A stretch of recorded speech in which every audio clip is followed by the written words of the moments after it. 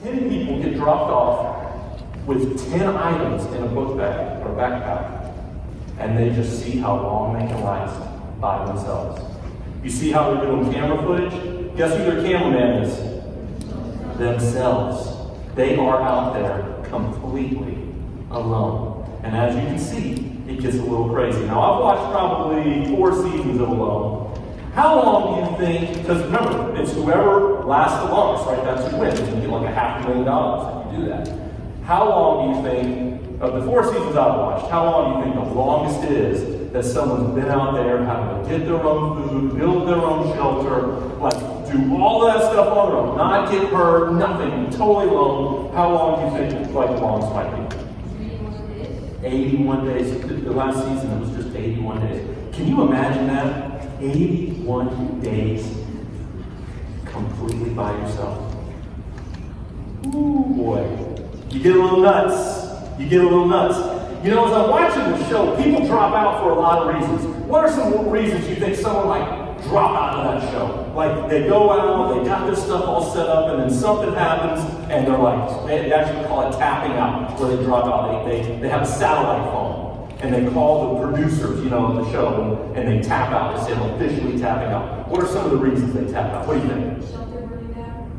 In some cases, their shelter burns down, right? You'd think that they would know not to build a fire in their shelter next to flammable stuff.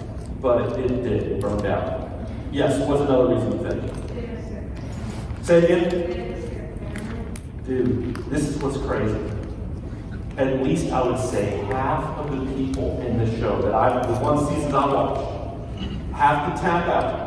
Give up on their chance of $500,000. They got shelter, they got food, they're healthy, everything's good, but the one thing they cannot get over is they miss their family too much. And so they call in and they say, I can't take it anymore. I can't be away from my family. In other cases, they get hurt. Right?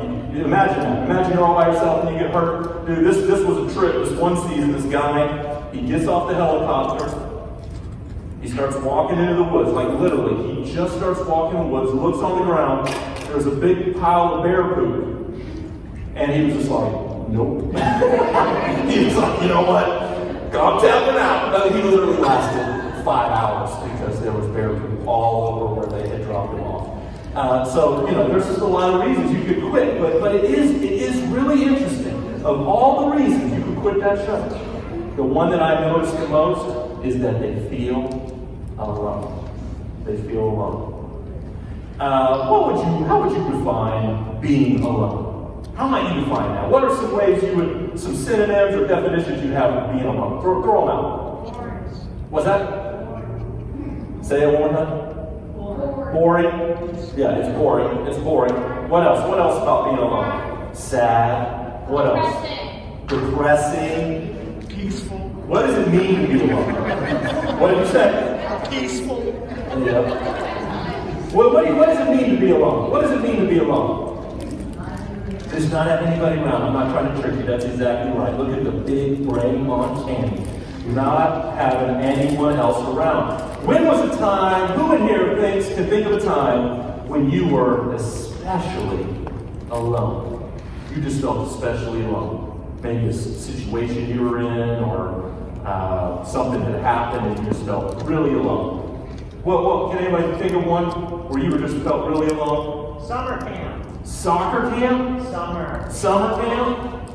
Yeah. Why? Because I was alone. Were you really alone by yourself? No. You were there and there were people around, but you felt alone. Yeah. Been down that road, friend. What else? What else? Who could, yeah. You wearing a Tennessee jersey at school? Is that being alone or just dumb? I can't think of it. Oh, it's on. What else? What else? What's another time you felt alone? One more. Give me one more good one. Yeah. You just yell it out because I can't really see When these Corona lights. started. When what started? Corona. Yes. Isn't that so true though? When Corona started? When Corona started, I remember that, man. I mean, I remember it was like whoa, you can't do anything. Whoa, okay, go home, everybody get home, don't leave your house, do all this stuff. And it was like, boom, there you were in your house. Cut off, man. It was like you just got to hang out, you got to figure out what's going on. For a lot of people, that was very lonely. When I was thinking about a time I felt most alone, I went back to when I was your age. My dad was in the Air Force. We lived all over the world, right? And when I was in middle school, I was in Panama, the country, Panama City, Panama, with all the Cucamondes and the sloths and the rainforest, and I mean, it was just all that, right? And they had decided to move my dad back to the States. And so literally 2 weeks before high school started, I moved from Panama to Virginia, rural-ish Virginia, right? And so I show up in Virginia. I've got my Panamanian haircut, which is not very common in the United States. I'm wearing clothes from Panama, which are about 10 years old, because they're like all the U.S. trends from 10 years ago. So I actually was buying clothes from whatever. I was like wearing Bart Simpson shirts when they were no longer cool. And what else, man? I showed up to my first day of high school. My first day, my first impression ever in the United States at York High School. Don't know a single human being in my class wearing a Bart Simpson shirt with a Panamanian haircut. Folks, if you've never felt alone, you know what it might be like. I mean, this was it. This was the depths of being alone. I came home that day and said, Mom, we gotta go shopping. She was like, well, Walmart's around the corner. That's fine, it's better than I got, let's go. And we're getting a haircut. And so I came back the next day and actually started making friends. But, man, I felt alone. And, there's a lot of other times I can think about feeling alone, but, that one definitely stood out. And, so it's like, it doesn't always mean that you're not around people, right? You can feel alone. So one of you right now could feel very alone. You could. Even though you're around all these people. So it's really more than just not being around people. This is what's crazy. I did some research for this. I actually studied for this talk, so you're lucky. And I was reading on some science. And, the scientists said that a lack of social connection is actually worse for you than smoking, obesity, and high blood pressure. Like the top 3 things that kill people in the United States.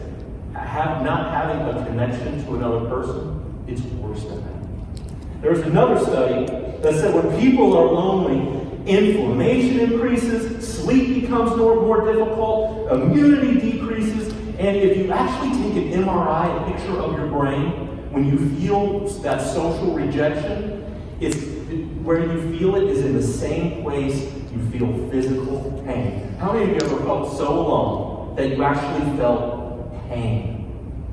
Physical pain. When you watch this show alone, when they're about to leave, when they're about to tap out, when they're about to say, I've got to get out of here, I am missing my family, my friends, my wife too much, they will talk about how painful it is. The physical pain that they feel, that they just can't be away from them anymore. Isn't that crazy?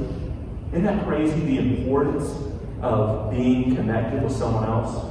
So, let's talk about the opposite of being alone. What's the opposite of being alone? If this was a continuum of your aloneness or not, and right here is you being solo, you're all alone, what would be the opposite of that? What do you think? Would you maybe call it relationships? Feeling happy about being with other people. Being happy about, okay, so let's say you get to here, and let's call it relationships.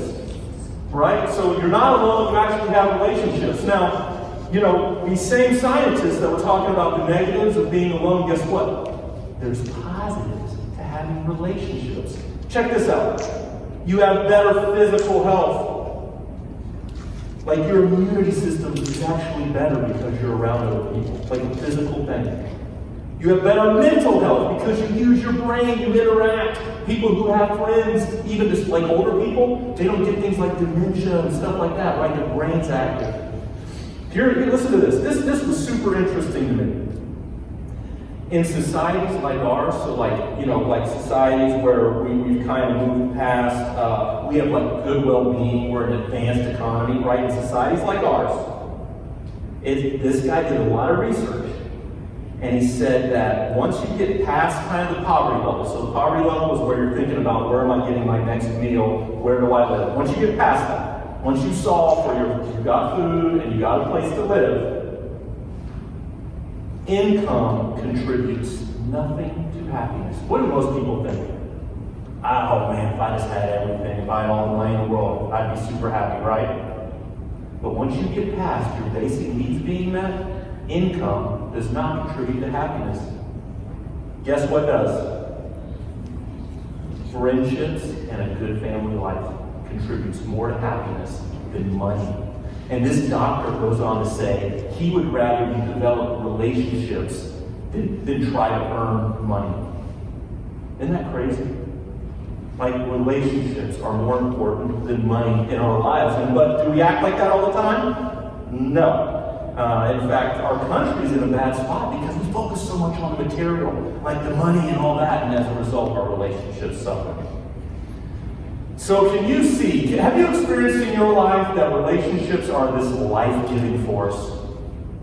How did it feel when you went back to school and saw all your friends? How did that feel? Pretty solid. How does it feel tonight? You get together with all your friends from Grace Chapel. Does it feel pretty good? Do you feel the energy in this room because of relationships, this life-giving force that relationships have? You know, God knew relationships were good.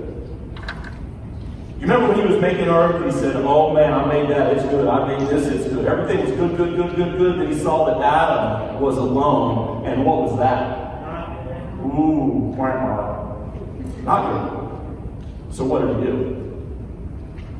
He made Eve. He created relationship. Something was messed up. Being alone was not good. So God created Eve, and there was relationship.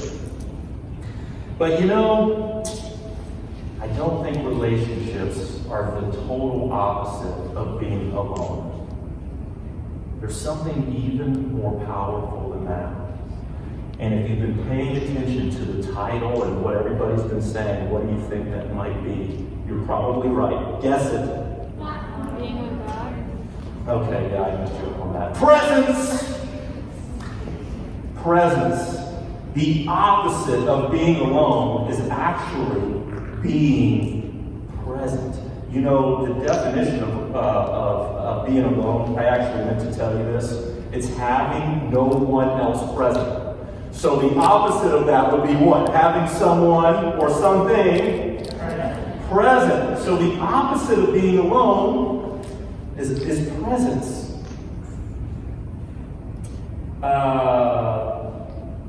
Presence requires intentionality, right? To be near someone, to be, and it goes beyond the physical. It goes beyond the physical. It's something you can feel.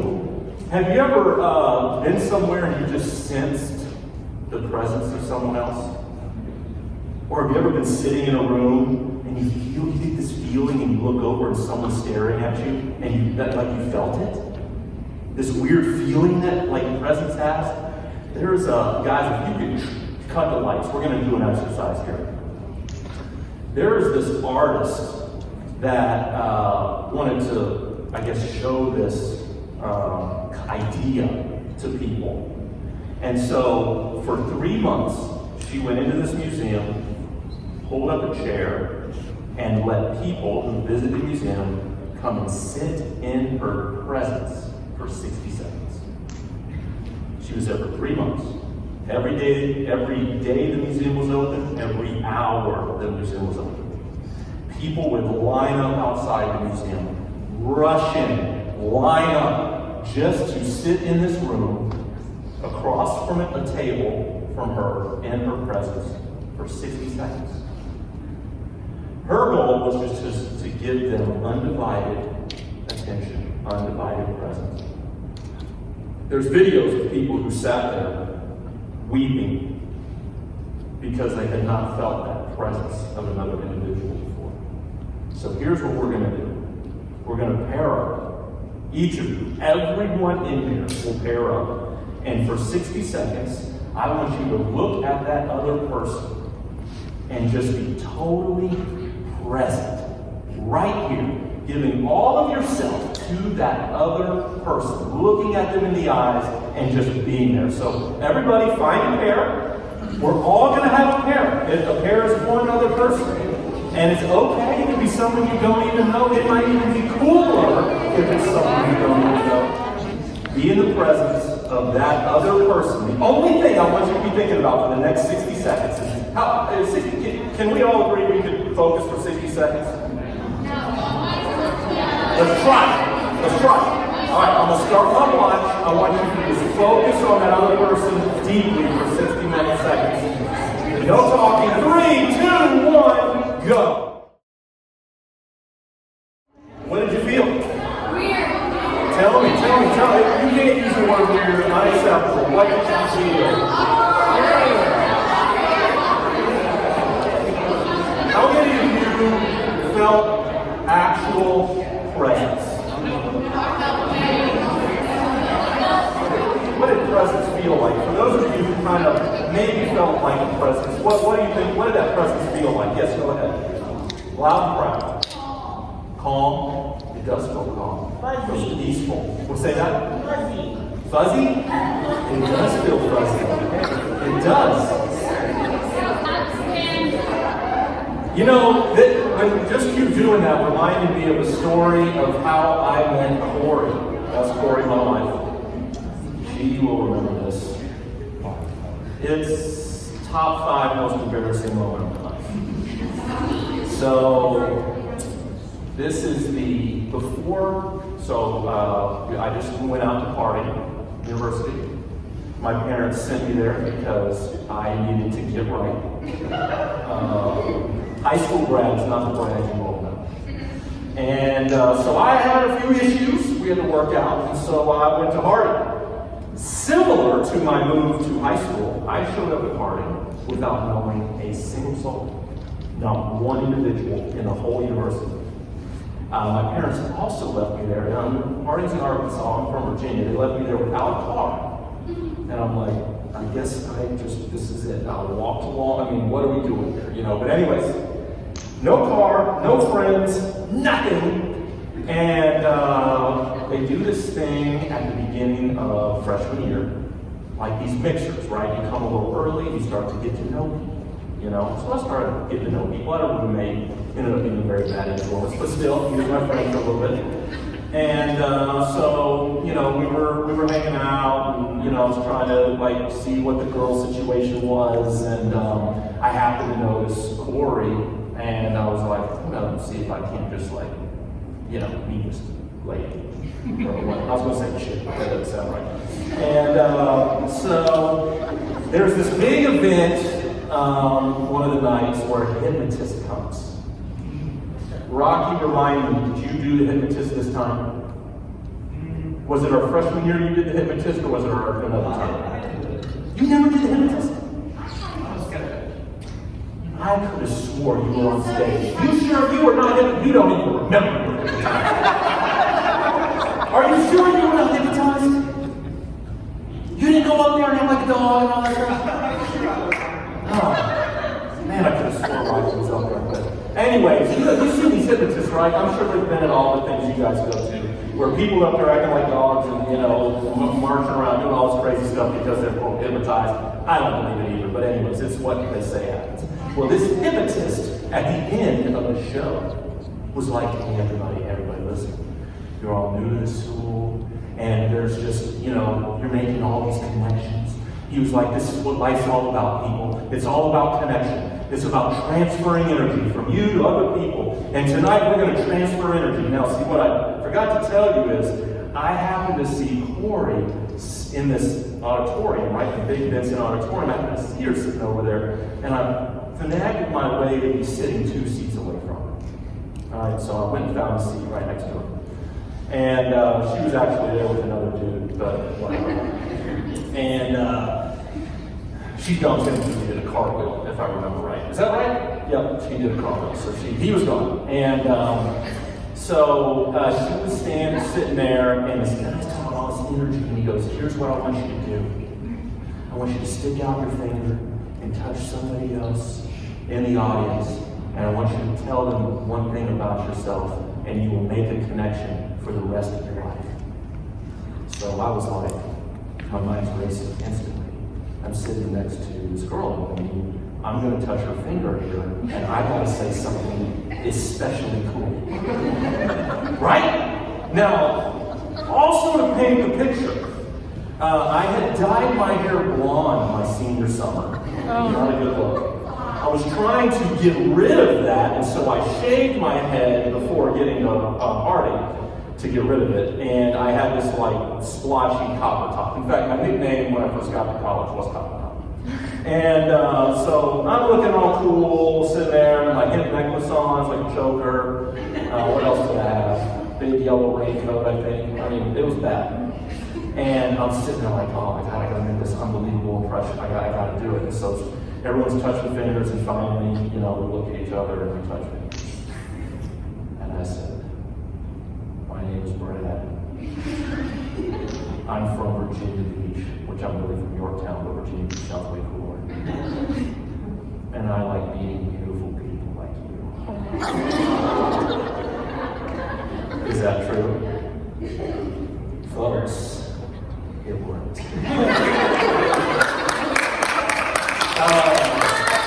And what I learned about that story is if you touch fingers with someone and say something very cool like that, you might get married. It's true. The connection will last a lifetime. At least it has so far. So anyways, let's bring this plane for a little landing here. Here's one thing I also realized and start to study, just do this little bit of study that we're talking about tonight about being alone and maybe how relationship is different than alone, but how presence is so much more than being in a relationship. I mean, what we just did for 60 seconds. And I mean, we would want to practice that more and do it more, but if you had that kind of relationship with someone that you could just be in their presence and just look at them and enjoy the presence of them, can you see that that's like more than a relationship? I mean, I've had a bunch of relationships. I know a bunch of people.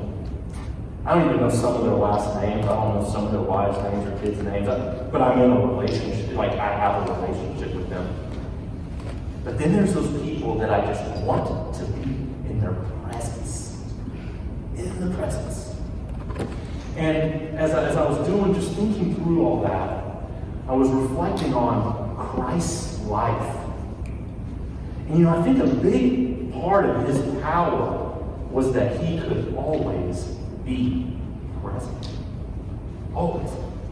No matter the situation, no matter the chaos around him, he could be present with the people he was around. And people, like folks, if someone just walked up to you and you felt their presence, would that not be a little bit like, whoa, what just happened right there? And I think Jesus literally did that. He would just walk through the crowds, and he would be in people's presence as he did that. And they would just be stunned, like, what just happened? What did that guy just do? And I remember the story of the time he healed the bleeding woman. He's getting off this boat. There's people crushing all around him. He's walking to this guy's house to raise his daughter from the dead. So people are literally all over him. They want to see this thing. They want to see the show. They're crushing it around him. And a lady touches his robe, and he feels it. He's so present. Despite all this stuff all over him, he just feels boom. And he turns around, and he gives her undivided presence. Unbelievable.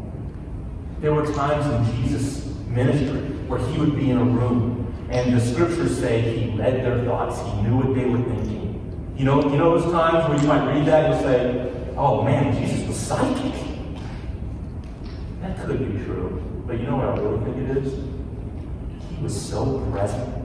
He was so in that moment, in that room, reading the energy from the room, that he knew what they were thinking. Just like when I'm up here and I say a bad joke, I feel it.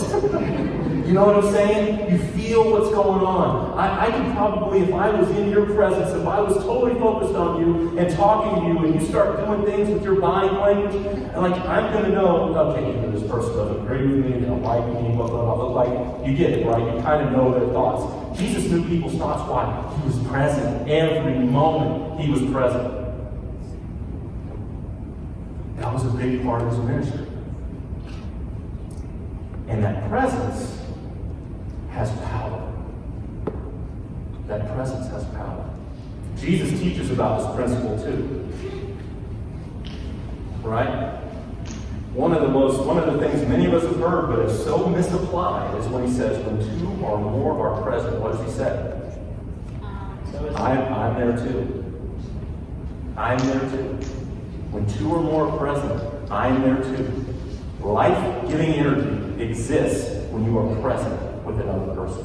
Life-giving energy. And you can like try to argue me on that, but I remember I dropped all that science on you earlier. It's a fact. Life-giving presence, or presence, has life-giving energy. And it's one thing to be in the presence of another person and feel that. It's rare and it's powerful. But imagine what it might be like to be in the presence of God, your Creator. Let's watch this video and maybe see what that might be like. If you've ever heard the phrase, the Holy Spirit, and you want to know what it means, where do you start? Well, you have to start on page 1 of the Bible, where the uncreated world is depicted as this dark, chaotic place. But then above the chaos, God's Spirit is there, hovering, ready to bring about life and order and beauty. Okay, but what is God's Spirit? Yeah, so the Spirit is the way the biblical authors talk about God's personal presence. The Hebrew word is ruach. Ruach. Yeah, you got to clear your throat at the end. So what is it? Well, ruach can refer to a number of different things, but what they all have in common is energy. Energy, how so? So there's an invisible energy that makes the clouds move or the tree branches sway. Right, wind. So in Hebrew, that's ruach. Okay. Now take a big breath. So you feel that inside you. Yeah, the air? Well, specifically the energy, right? The vitality in your body that you get from breathing deeply, that too is ruach. And this is the same word used in the Bible to describe God's personal presence. Just like wind and breath are invisible, God's Spirit is invisible. Wind is powerful, and so God's Spirit is powerful. And just as breath keeps us alive, so God's Spirit sustains all of life. Yeah, ruach. Now, as we continue on in the story of the Bible, we see God's Ruach giving special empowerment to people for specific tasks. The first person in the Bible this happens to is Joseph. God's Spirit enables him to understand and interpret dreams. And then it happens to this guy named Bezalel, and he's an artist. God's Spirit empowers him with wisdom and skills. He's given creative genius to make beautiful things in the tabernacle. And we also see God's Ruach empower a group of people called the prophets. They're able to see what's happening in history from God's point of view. That's exactly right. And here's the problem as the prophets saw it. While God's Ruach had created a really good world, humans have given in to evil. They've unleashed chaos into it through their injustice. A new type of disorder. Yes, and the prophet said the Spirit would come, just like in Genesis 1, but now to transform the human heart, to empower people to truly love God and others. How will this new act of God's Spirit happen? Well, centuries pass, and we are introduced to Jesus. And at the beginning of his mission, there's this beautiful scene where Jesus is being baptized in the waters of the Jordan River. Yeah, the sky opens up and God's Spirit comes and rests on him like a bird. This story is saying that God's Spirit is empowering Jesus to begin the new creation. And we see this happening when he heals people or forgives their sins. He's creating life where there once was death. Now, Israel's religious leaders oppose Jesus, and they eventually have him killed. But even here, God's Spirit is at work. The earliest disciples of Jesus, who saw him alive from the dead, said it was God's energizing Spirit that raised Jesus. This is the beginning of new creation. Yes, and it's still going. When Jesus appeared to his closest followers, he breathed on them and said, "Receive the Holy Spirit," And soon after that, the Spirit powerfully comes on all of his disciples. so that they can become a part of this new creation and share the good news and learn how to live by the energy and influence of God's Spirit. And so, today, the Spirit is still hovering in dark places. Yes, pointing people to Jesus, transforming and empowering them so they can love God and others.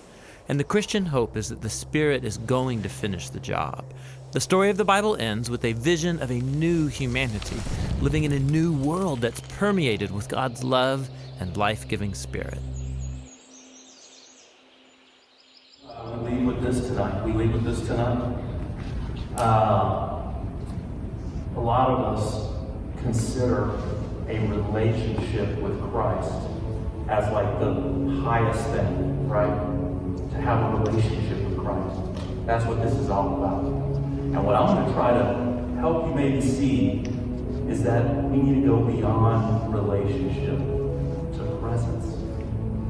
Imagine being in the presence of Christ. That place that we just dipped into just a little bit, that unknown, that weird, that awkward place, but that place where power is. Imagine being in that presence with Him. What that can give you. Folks, this video should wake us up. God is more than we ever could imagine. God is spirit, which is breath, which is energy, which is wind. And because He's more than we could ever imagine, there's probably things that we're missing out on, and maybe we can be in His presence in a way that we've never experienced, or ways that we've never even contemplated because we've never been in that type of presence before. That's possible. That's possible. Jesus showed us. So as we go through the rest of this weekend, let's open our minds to the idea, the concept of presence. Let's do things. I'm going to challenge you to do things that are going to make you feel weird. They're going to take you out of your comfort zone. They're going to maybe just bring you to weird places that you don't want to go. But if we trust the process, if we have faith, and we seek, guess what? If we seek, what happens? We're going to find it. We're going to find it. God bless you guys. We will see you tomorrow.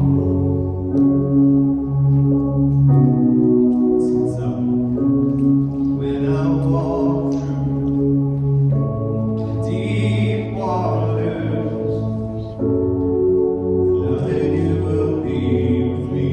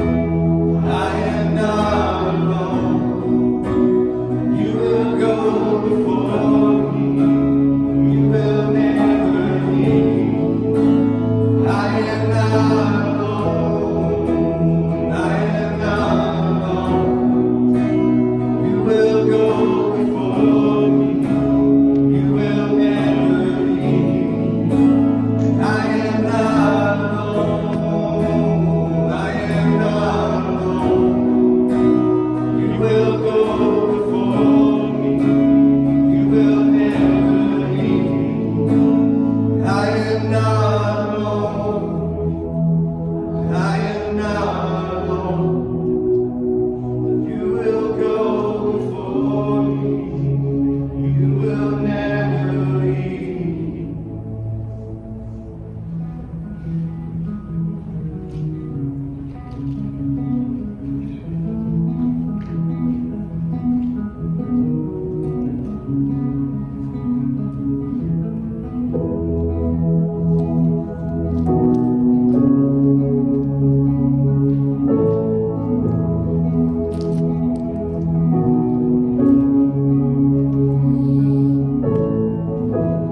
Here I lay my burdens down,